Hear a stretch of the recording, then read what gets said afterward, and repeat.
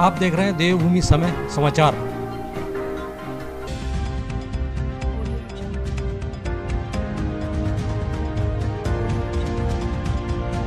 रामनगर पहुंचे सीएम पुष्कर सिंह धामी का कहना है कि डबल इंजन की सरकार ने प्रदेश में विकास की गंगा बहा दी है। सीएम ने कहा कि 2014 में ही बीजेपी ने क्लीन स्वीप कर लिया था।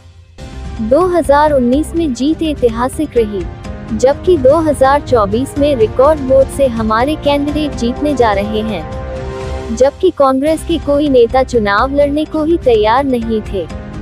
बमुश्किल कांग्रेस 5 सीट्स में उम्मीदवार खड़े कर पाई।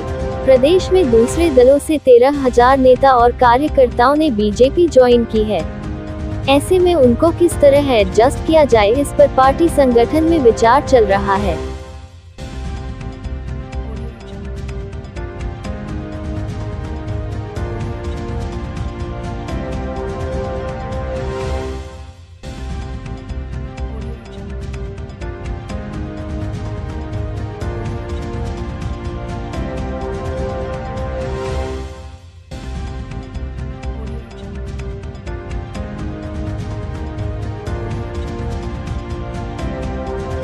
देखिए, 2014 से ज़्यादा 2019 में उत्तराखंड से 5 सीटों पर मत भी मिले थे और ऐतिहासिक भी था।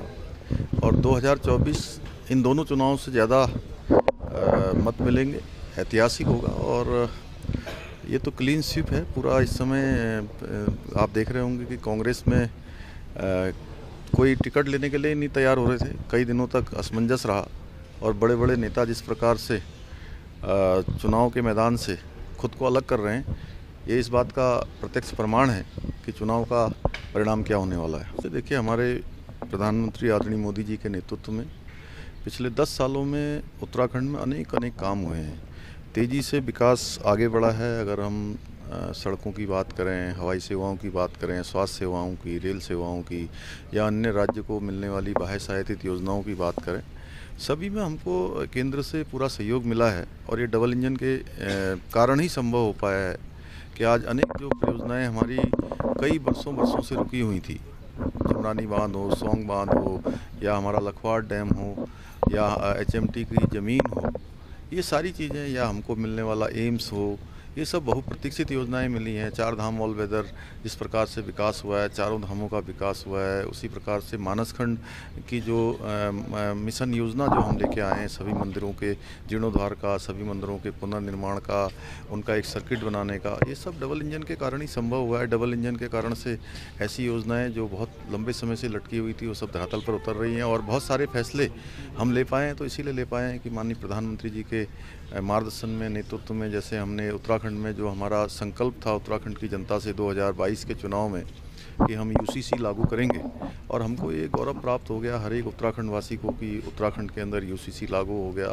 मातृशक्ति के उत्थान और उन्नयन और उनकी सुरक्षा, सशक्तिकरण, सभी में ये बहुत महत्वपूर्ण साबित होने वाला है। 3 गैस के सिलेंडर हमने कहा था चुनाव में कि हम निःशुल्क जो है गरीब परिवारों को देंगे, वो 3 सिलेंडर हम आज दे रहे हैं। हमारी सरकार इस योजना को धरातल पर उतार रही है। इसी प्रकार से 30% का आरक्षण हमने उत्तराखंड की महिलाओं के लिए सुनिश्चित किया है सरकारी नौकरियों में। लखपति दीदी बनाने का अभियान हमारा जोरों से चल रहा है। स्वयं सहायता समूह को बढ़ा रहे हैं, उसके लिए हमने मातृशक्ति के बड़े उत्सव किए हैं। और पिछली दीपावली में हमने सशक्त उत्सव बहना योजना प्रारंभ करी है, जिसमें कि जो महिलाएं हमारी उत्पाद बनाती है, उन सभी को विपणन के लिए कोई स्थान मिले, वो स्थान मिल रहा है। इसके साथ साथ अतिक्रमण हटाने का जो अभियान है, वो पूरे राज्य के अंदर चला है। इसमें हज़ारों एकड़ ज़मीन आज अतिक्रमण से मुक्त हुई है।